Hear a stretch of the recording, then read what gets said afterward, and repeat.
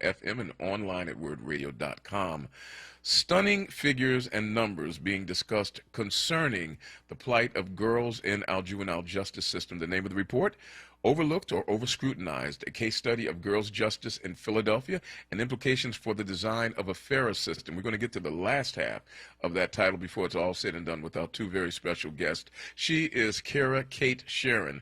Ciara is serving the district attorney's office now as a youth justice policy analyst, and she is joined by her co-author of this great report, Adam Serlin, who was formerly embedded as a youth justice fellow from the Stoneleaf Foundation in the district attorney's office. Did I get that both right when I introduced you just now?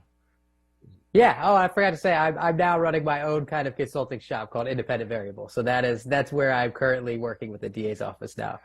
Adam says, I'm the boss now. That's quite all right. Look, I'm just glad that both of you are still on the front lines doing what you do. $200,000 per child is the cost of incarceration and adjudication and just maintaining children when they're in the system. That is correct. I'm right on that one. I just heard you say that, Adam, right? So that would be the state placement cost. I believe when they put it out, it's about $190,000 to $200,000. And then it scales downwards from there anywhere. I think the low end was somewhere about $80,000 for some private facilities. But yeah, state facilities are well north of $150,000. And that is the primary option to send children in the city of Philadelphia right now. Let's talk raw numbers, Ciara. I mean, because when we talk about girls in the system, we don't really have a picture. We think it's one or two, maybe three or four, maybe 20. What are we talking about raw numbers in the city of Philadelphia, and a broader perspective if you have those numbers at your ready?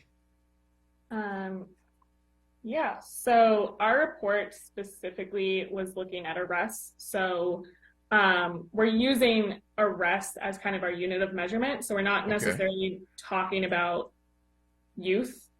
But Adam, how many youths were we talking about in our 2019 youth arrest cohort? Roughly 400 to 450, I believe, somewhere around there.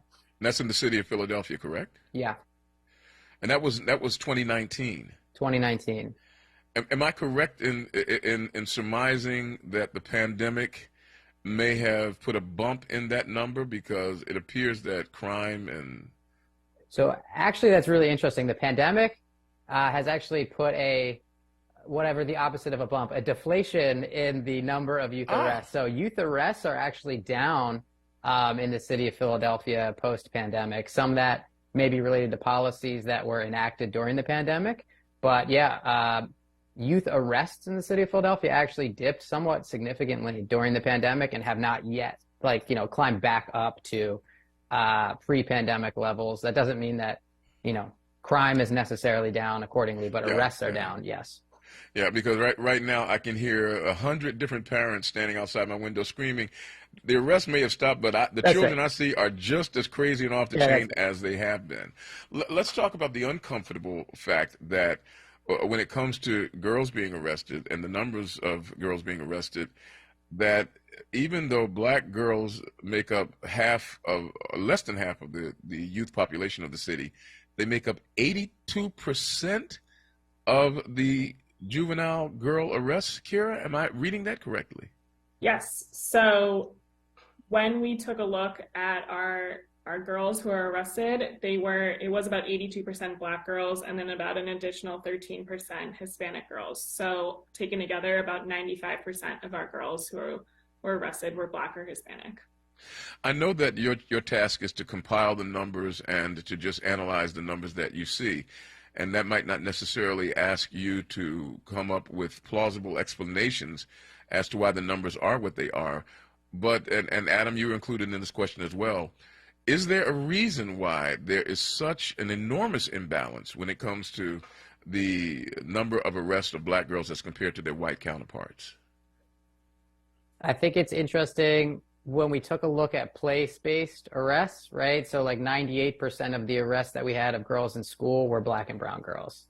And so, when we had 1 out of 3 arrests were coming from the homes and schools, that does raise the question of how are our homes and schools being policed for black and brown girls? And is that any different than how it's being policed for, white girls. And so without getting into the, who commits more crime, who doesn't commit more crime debate, I'll just say in terms of place-based arrests, it does seem like the way that girls are being policed in homes and schools is different based upon, 98% was a pretty large number. We saw that. And a lot of those, I think 80% were for assaults. Do the numbers tell us anything about precipitating factors, Ciara? I mean, when we look at these girls being arrested, you made mention of the fact that quite often it's assault, and an assault can be anything from the physical alteration of simply pushing someone, putting your hands on someone, and actually trying to do damage through the use of force. But are there any other indicators that are a part of your research that tells us this is what's leading girls into becoming a part of the criminal justice system for juveniles? Yeah, so we took a look at a lot of national literature, especially qualitative literature that we don't necessarily get to explore too much when we're looking at arrests specifically, but we do see it in some of our case files a little bit. But in the national literature, we are largely seeing that girls are entering the system because they have extremely high rates of trauma, and their behaviors are reflective of that. So when a girl, reacts by fighting a peer, fighting a mother, fighting back against a teacher or a school resource officer, a lot of the national literature says that this is most likely a trauma reaction that is occurring in that instance. And we do see that when comparing girls to boys who are entering the system, girls have much higher rates of trauma, and that can include sexual abuse, physical abuse. It includes how many home transitions they've had in their life so far. So much higher levels of trauma, and it seems like their behaviors are reflective of that trauma, in that their behaviors are likely trauma reactions. Well, Adam, here, this is the part that becomes frustrating and bewildering. If trauma is the precipitator of much of what's going on with girls, and from what your report tells me, once they are introduced to the system, they have higher rates of sexual abuse in the system. There's a greater level of frustration in their being placed, and there is a dearth of facilities and programming for them. It suggests that the trauma is going to be increased. So would I be correct if I were to surmise that we're actually exacerbating the problem by trying to cure it? Yeah, so it's really interesting, right? So punishment is not supposed to be part of the paradigm in the juvenile justice system, and the guiding principle is supposed to be treatment, supervision, and rehabilitation, right? And it's kind of based on this fallacy then that once inside the system, youth are getting, quote, good treatment, supervision, or rehabilitation. If there's no evidence saying that treatment, supervision, rehabilitation is good, working, or even necessary, the whole kind of picture kind of crumbles in upon itself, right? So we've been really trying to say, if public safety is the driving factor and we can do resources cheaper and better outside of the system and with making a victim whole in the same way, then maybe that's a better solution, because the system, outside the system, you can't be held in detention for a technical violation, right? So I remember having this moment when we were having a diversion service provider who is now a gender-specific diversion service provider, a great program called Unmask, and talking to the head of that program and saying, I knew her from inside the system. It's like, can you imagine if a girl gets in a fight with her mom and runs out of the house, that we don't have to call probation, or we don't have to report this as a technical violation, we don't need to have a detention hearing. We could just say, like, hey, what's going on at home? Is everything okay with you and your mom? It's a completely different conversation when you remove the aspect of you're not allowed to leave your house because we told you you're not allowed to leave your house. That's an issue of, well, maybe we should just talk about, maybe you do why cool you off left with your your house. mom. Yeah. Why'd you leave your house, you know? And so there's all these kind of false situations that we put ourselves in inside of the juvenile justice system because we told a kid that they couldn't leave their house. So now they leave their house and now we have to do something, right? And so if those things, that's why we talked about the design of the system. If we look at some of these things and they're face like invalid or they don't make logical sense, then maybe there is a better way to do it. And at the core of that is, hey, like if it's supposed to be treatment, supervision, or rehabilitation, does anyone have something that say this works? And with girls, the other trick is they're a lot lower risk to be rearrested. And so if we did nothing, they might not get rearrested anyway. So there's this like almost false positive that's baked into someone receiving a girl into a program and succeeding. If recidivism is the metric, then you could have a not effective program and that girl might not get rearrested either way. And you could have done damage socio-emotionally, but yet your program looks like it's doing well because the girl didn't get rearrested. We're going to take a quick pause at 3 minutes away from the hour of 5 for us. First of all, we welcome back Ciara Sheerin. Ciara Sheerin is an analyst for juvenile justice in the district attorney's office here in the city of Philadelphia. Adam Serlin was, he was a fellow for the Stoneleigh Foundation in the district attorney's office, but now he's the head honcho of his own consulting group on the same area. Both of these individuals have given their heart, head, and soul to producing this report. It is scary, but it is hopeful. Welcome back to both of you. Thank you so much. Now, let's get to the second half. And, the phone lines are open at 215-634-8065. The number, once again, for those of you who might wish to ask questions, especially if you have girls who have been a part of the system, or if you have girls and you fear they might become a part of the system, 215-634-8065 is the number. That's 215-634-8065 is the number, and we'll put you up and allow you to engage our guest. And trust you me, I've got a lot of questions left to ask, and we're going to take the best use of Adam's time as he is allowed to give it to us. The last half of your report breathes a sigh of hope because it says implications for the design of a fairer system, which means people like yourself are being commissioned and sent on the mission to find ways to do better what we obviously are not getting completely right. Ciara, we'll start with you. What does the data suggest that we need to improve? Notice I didn't say what we're doing wrong. What is it that we need to improve?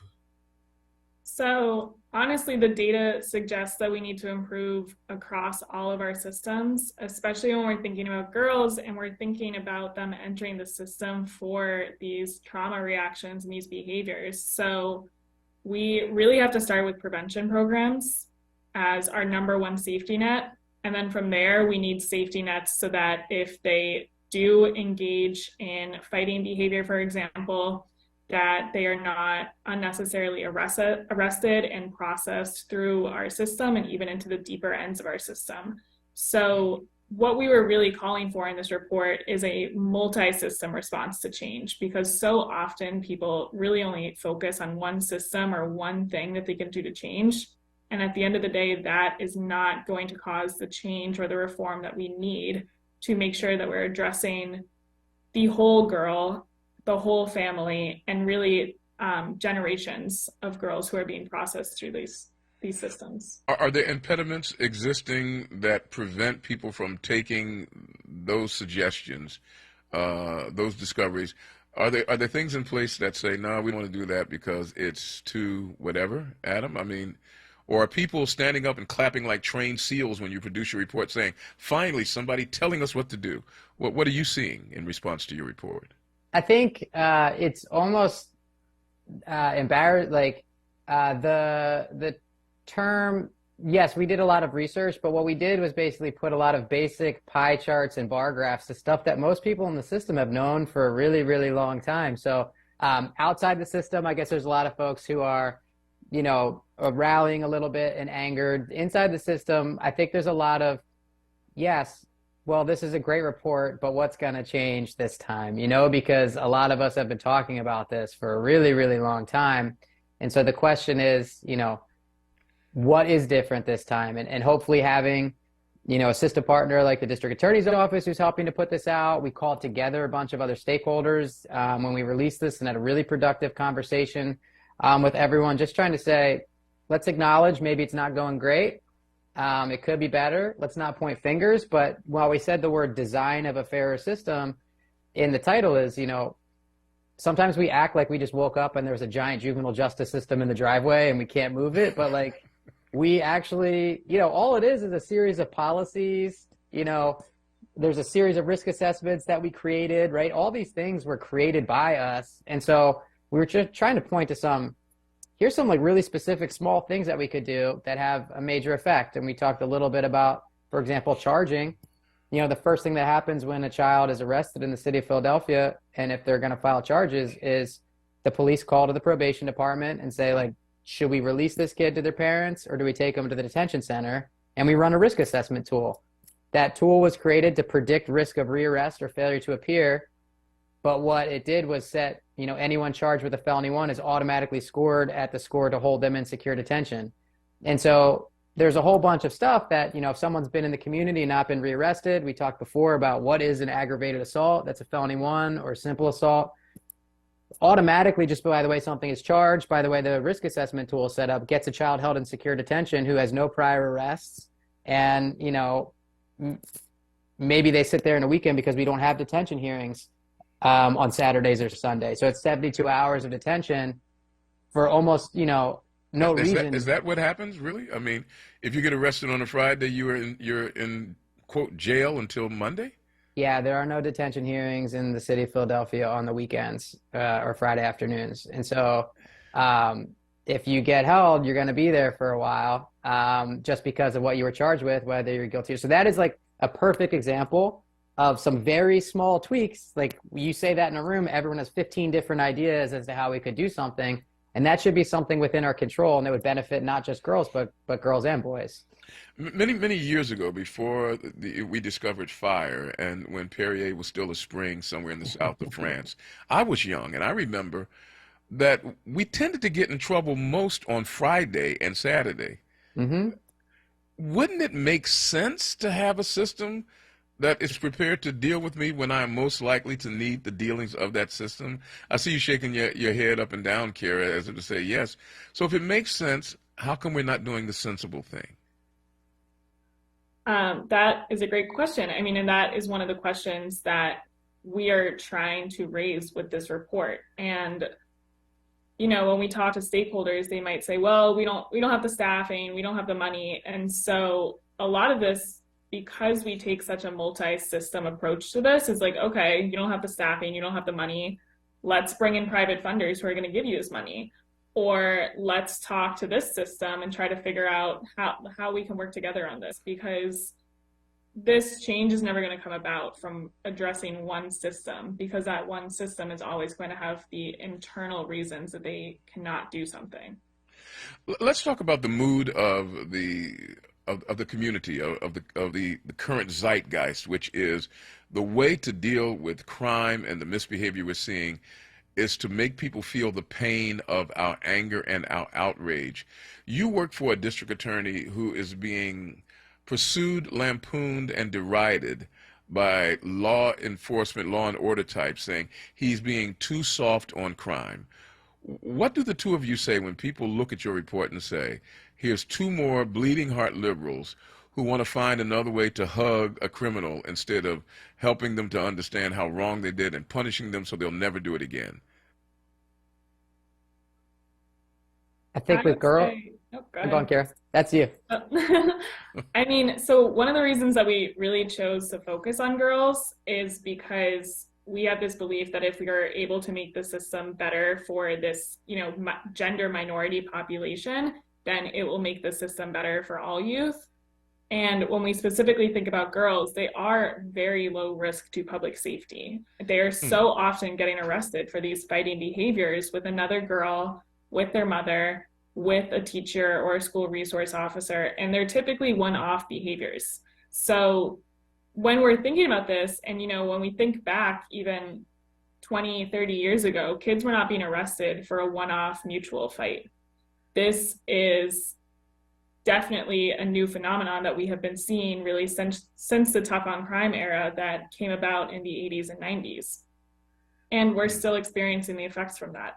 So when we're thinking about girls, we're not thinking about a risk to public safety. We're thinking about youth who truly can be diverted away from the system and not put anyone in the public at risk. But when we don't divert youth away from the system, we are putting the rest of their lives at risk by stigmatizing them and putting them through more trauma, which can ultimately have some intergenerational effects and continue this cycle of criminalization through multiple generations. So that is ultimately what we want to put a stop to, and it's as simple as not arresting girls when they get into a fight. One of the things, Adam, that we do, and I think it is wrong-headed, but we do it, is that when a person demonstrates that they may, because of trauma or maybe because of some other issue in their lives, when people act out, that the first thing we do is we separate them from others, isolate them, and in doing so, stigmatize them. We do it first by taking them out of the class, putting them in some place, then suspending them, then expelling them, then incarcerating them. If we don't do that, what is our alternative?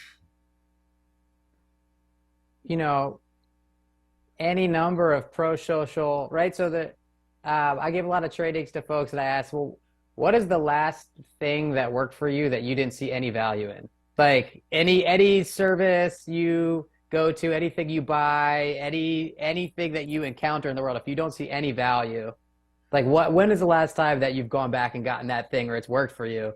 And we have this model set up where we don't talk to kids and families when we design programs for them. Someone gets in a fight, we say, oh, they need anger management. We have zero evidence about, we pay the anger management provider, we don't track if it works or not, and we just keep ordering these things.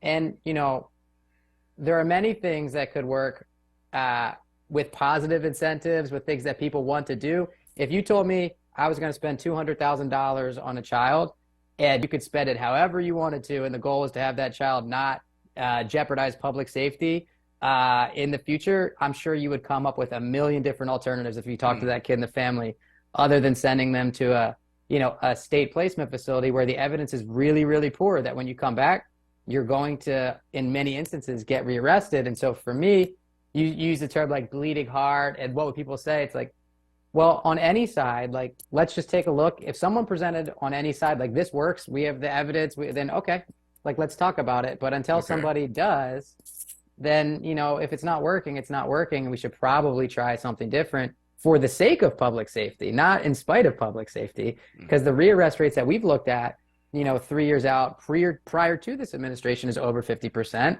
Like during certain, you know, a lot of kids get rearrested, you know, or have traditionally. So if that's not working, you know, maybe we need to take a different approach that is more in line with what people see value, and say like, well, if you could do 3 things to never come back into the system and we could pay for that, what would those be? Maybe we try that for once, you know? We got about another 10 minutes for those of you who might wish to call in and to ask questions to our guests. I know what people will do. They'll wait until the last minute, and then 8 people will call, and we can't do that. So we want to get if you have a question, ask it relatively quickly, because I still got a whole bunch of them to ask. And I want to thank our guests for standing by a little bit longer than we had asked initially, Ciara and Adam. But I want, and I like your illustration, Adam. When is the last time you went back to avail yourself of a service that didn't work for you? Like, well, the food there was horrible, and the wait staff was rude, and the place was too cold or too hot. I couldn't stand the chairs, and I saw a rat run across the room. I can't wait to go back to that restaurant. That's not what we do. We look for something different if it doesn't work for us. And so I'm going to pretend that I'm from Missouri, as the old folks used to say. Show me. Ciara, you crunch numbers and gather data.